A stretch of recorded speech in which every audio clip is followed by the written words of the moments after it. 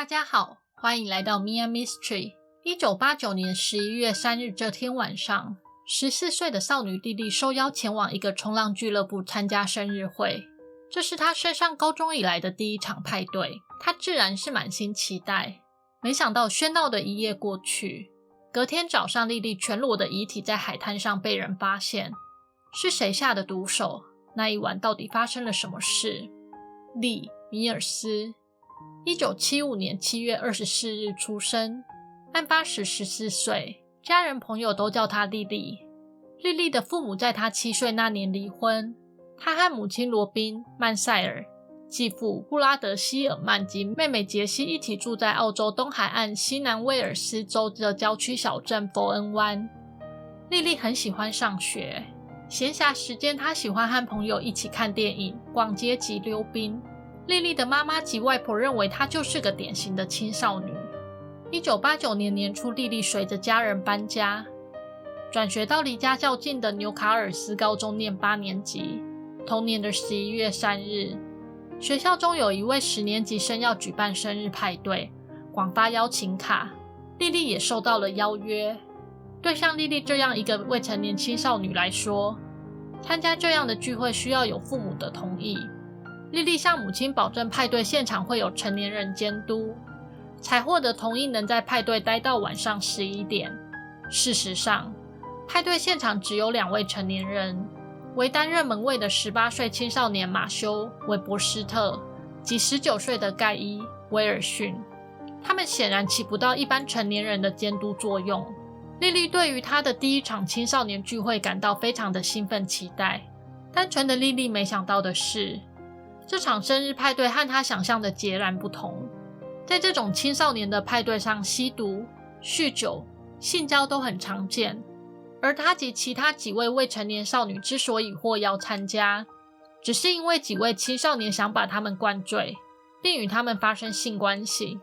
担任门卫的马修甚至早在派对前就放话说要在这个派对上把莉莉给办了。这场派对在北斯托克顿冲浪俱乐部举行，大约有60到100位的青少年参加。除了那2位担任门卫的青少年外，其他皆为未成年人，甚至还有2位10岁的孩子。派对上有许多的酒精饮品，现场随处可见大口饮酒、吸食毒品甚至性交的未成年人。莉莉抵达后，她和她的朋友们都拿到了一瓶混有可乐的威士忌。莉莉很快的就烂醉如泥。一位因为未成年，只能以代号恩熙代称的15岁少年，看到莉莉不胜酒力的样子后，向朋友们说道：“我马上就要出去上她了。”这时的莉莉已经醉到无法自己好好行走，几乎是被恩熙背着往海滩的方向前进。过了一段时间后，莉莉十分沮丧地从沙滩回到派对上，她的双腿间鲜血直流。少部分的人试图安慰莉莉，想知道发生了什么事，但大部分的人并没有对莉莉表达同情，因为这种事在派对中时常发生，他们已经习以为常。莉莉向朋友们哭诉，口中不断重复着：“恩熙强暴了我，我恨他。”一旁的门卫马修看到莉莉的情况后，对着身旁的一伙人说：“他就是个贱婊子，我们何不都一展身手呢？”另一位门卫盖伊走向前，用手环住莉莉，想要非礼她，被莉莉一把推开。恼怒的盖伊于是把莉莉推倒在地。马修及其他大约10名的青少年也一起加入，他们大声辱骂莉莉，往她身上吐口水、倒啤酒并踢她。现场有许多人目睹了这一切，但完全没有人上前制止，或是尝试联系莉莉的家人、其他成年人或报警。这场霸凌持续了大约5分钟。莉莉在这些人停手后踉踉跄跄地站起，她走进俱乐部内想要寻求帮助，不过那群青少年跟了进去。接着又是和刚刚类似的场景。最后莉莉被目击到在大约晚上10点半左右离开俱乐部，往海滩的方向走去。10点50分左右，继父布拉德前来接莉莉回家，和几位聚会的参加者一起找她，但反复搜寻了几次都没看见莉莉的身影。布拉德猜测她可能是去哪位朋友家过夜了，便决定回家等他。隔天早上，莉莉的家人在几位参与聚会的青少年的帮助下重新寻找莉莉，最后在冲浪俱乐部以北大约90公尺的地方找到她的尸体。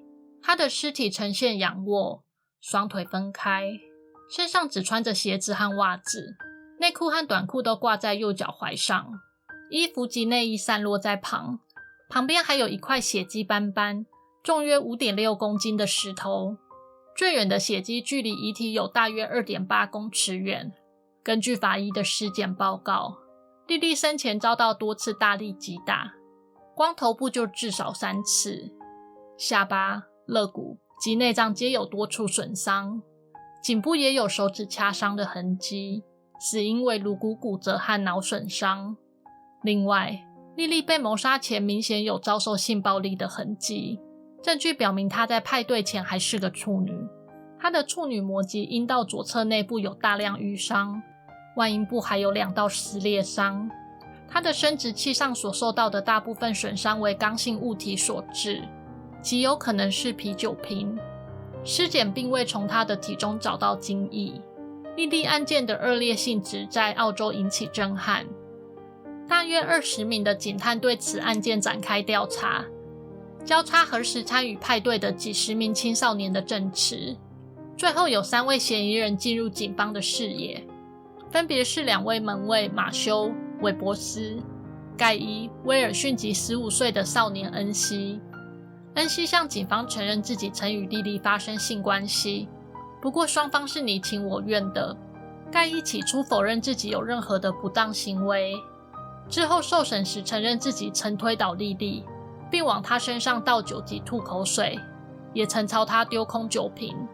马修承认有往莉莉身上倒酒，但否认自己曾性侵或导致莉莉死亡。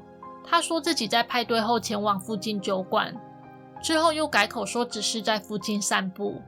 1990年2月16日，马修在第3次接受警方质询时，承认是自己杀了莉莉。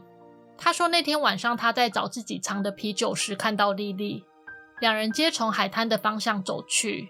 他想和莉莉发生性关系，但被莉莉拒绝。他情绪爆发，先掐住莉莉的脖子，再以石头砸死了她。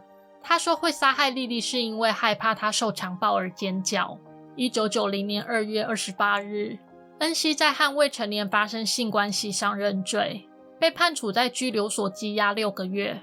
这是未成年人犯下此罪行的最长刑期。之后经过恩西上诉后，被减为100小时的社区服务。尽管有多名证人记得莉莉对于恩西之间性关系的描述，但这些属于传闻证据，并不能成庭。法官指出，证据显示恩西和莉莉的性关系是双方自愿的，拘留可能会导致恩西离正途越来越远，因此让他做一些对社会有益的事情更好。1990年3月19日，盖伊因为殴打莉莉被判入狱6个月。马修起初受到性侵的罪名指控，但随后这项指控被撤回，并没有公开解释原因。推测可能是马修与检方达成辩控交易，以承认谋杀来换取检方放弃指控其他一些罪名较轻的起诉。同年10月24日，马修被判处有期徒刑20年，前14年不得假释。马修提起上诉，被法官驳回。法官指出这起罪行太过恶劣，只有施以严重的刑罚，才能符合社会普遍的道德意识。2004年的6月，马修在服刑了14年半后假释出狱。莉莉的家人对此表示，他们已不再对马修怀恨在心，只希望他重新做人，一切安好。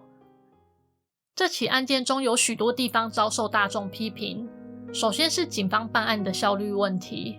马修在案发后不到10天就已经被警方确定他在案发当晚的行踪上说了谎，但警方花了超过3个月的时间才立案起诉他。另外，很显然的莉莉曾遭受性侵，但没有任何人因为强暴遭到定罪。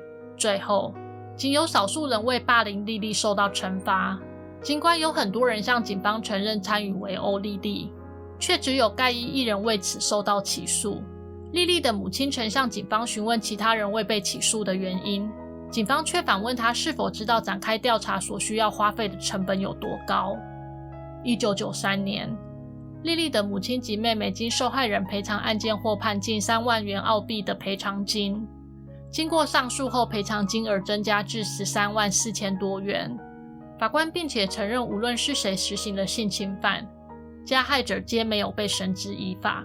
1997年，莉莉的母亲停止为案件继续奔走，称自己已精疲力尽，只希望能好好的生存下去。这起案件由于性质残忍，引发澳洲媒体及大众的广泛关注，但媒体的焦点从一开始就偏了。在确认凶手是谁之前，比起确认凶手的身份，媒体更关注的是质问与追责，把焦点放在聚会缺少成人监督及酒精饮料的泛滥。而在确认凶手为马修后，警方曾为他做过心理评估。在报告中有这么一段话：马修·韦伯斯特杀害莉莉并不是因为他不愿发生性关系，而是因为他成了一个活生生的范例。即使身为荡妇，身为其他人眼中不明一文的低贱奴隶，他仍然不屑与他发生性关系。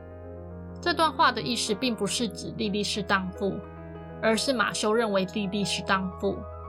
但嗜血的媒体扭曲了报告的原意，大肆炒作莉莉是个荡妇这个话题。有些媒体认为是莉莉本身的行为放荡，是她的行为举止轻浮才会引起凶手的觊觎，认为莉莉要为这起凶杀案的发生负起一定的责任。有媒体得知莉莉曾与母亲讨论过性话题，在报道中暗示是莉莉的早熟及身体发育程度导致她受害。媒体对于这起案件的报道属于典型的指责受害人，这样的报道等于将莉莉鞭尸了一遍，也为莉莉的家人带来2次伤害。莉莉谋杀案成为舞台剧《世足物业》的创作灵感，之后该剧更名为《魔岩风暴》，并改编为同名电影，于1997年上映。今天的故事到这边就讲完了。莉莉谋杀案的发生显然是场悲剧，其中牵涉的议题广泛，从校园霸凌、青少年的酒精及毒品问题、性教育议题到媒体嗜血及对受害人的检讨等。你对今天的案件有什么看法呢？欢迎留言告诉我。如果你喜欢今天的分享，请帮我按赞、订阅、开启小铃铛，我们下次见。